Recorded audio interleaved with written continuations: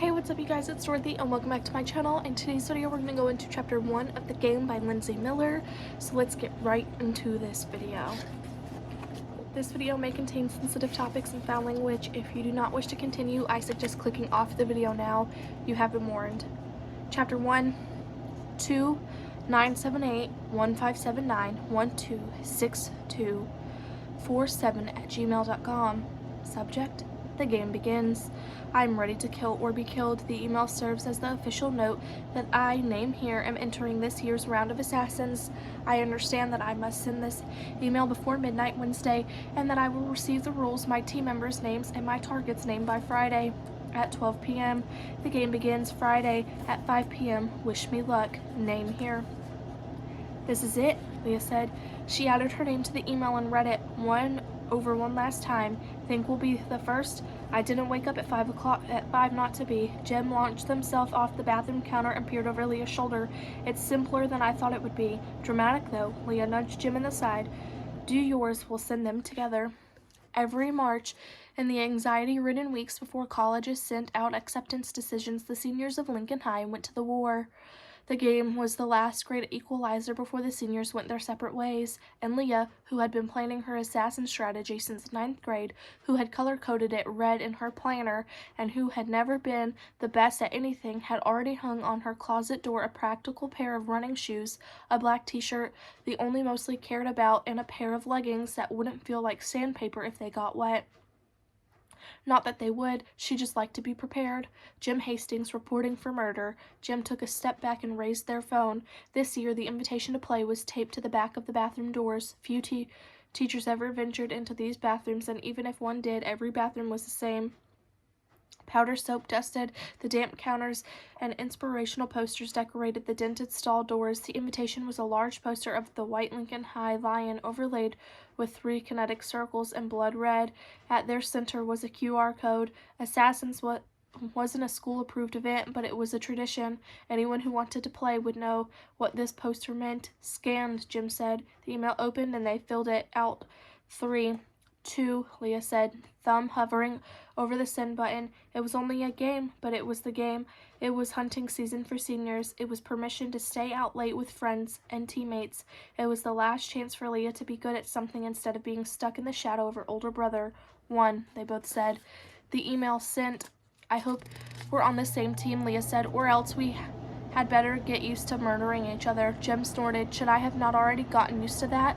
Leah and Jim had been best friends since 3rd grade after an incident with a school-issued square pizza in May Bernard's face, and had been inseparable ever since.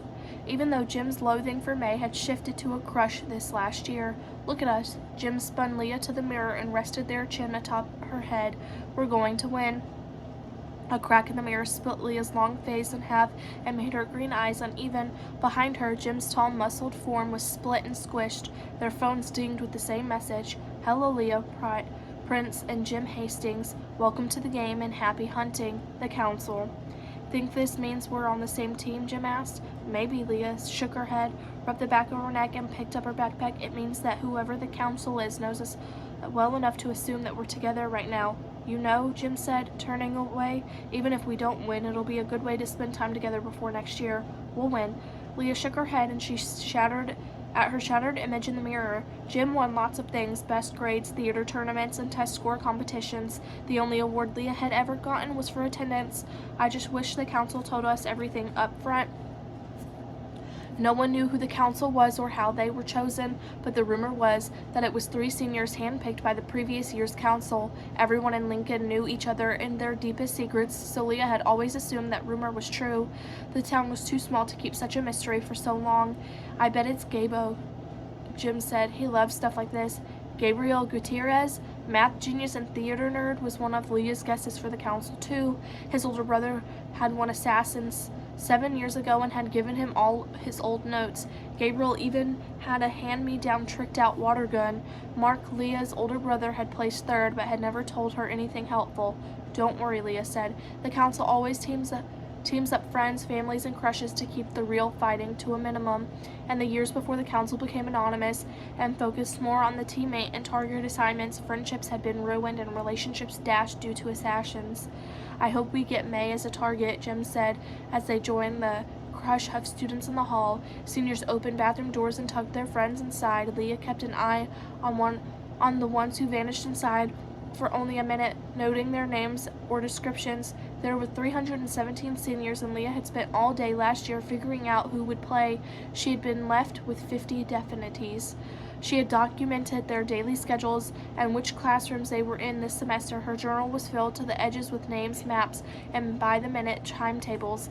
Leah clutched it to her chest and wound her way upstairs to the biology lab with Jim. Jim opened the door. Stalking everyone?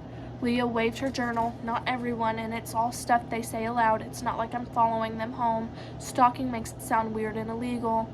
Once the game was on and Leah had her first target, she would be following them home. But even she knew that sounded creepy. A student snorted behind Leah and she turned. Faith Franklin was frowning at her, her eyes going from Leah's muddy shoes to the soda-stained journal in her hands. Not illegal, Prince, Faith said. She was always immaculate from her pin-straight brown hair to pure white tennis shoes. Definitely weird, though. Leah hadn't bothered documenting Faith. The girl hated games as much as she hated mess. Faith sat in the first bench of the biology lab and pulled out a bullet journal, bursting with stickers and notes. Hannah, who sat behind her, pulled out some new calligraphy pen to show her. Leah dropped her journal and half-chewed pen onto a bench next to Jim. She's so organized, Leah said. I bet her closet is gorgeous. Don't worry, Jim pulled out their work and grinned. Once we win the game, nothing will be able to hold us back. We'll be unrivaled. Leah laughed. I don't think they give scholarships out for fake murdering classmates. In class, Leah had always been very, very rivaled. With AP exams looming and their fates soon to arrive in admission portals, everyone took to the lab with as much liveliness as the day-old sheep eyeballs they were dissecting. At the next table, Devin Diaz, Leah's oblivious crush since 7th grade, was the only one really following the steps of the lab and not just cutting the eye into tiny pieces. His fingers curled around the handle of his scalpel as if it were his violin bow. Steady and sure of every move, he blew his black hair, a touch too long and curling at the ends, out of his eyes and rolled his shoulders back. Devin was sharper than any note he ever played, always wearing button-down shirts and dark jeans. He was put together and he knew exactly what he wanted. All A's, pre-med, and no distractions. Like dating. Specifically like dating Leah. Near the end of class, Jim leaned over and whispered, If Devin's our target, will you be able to kill him?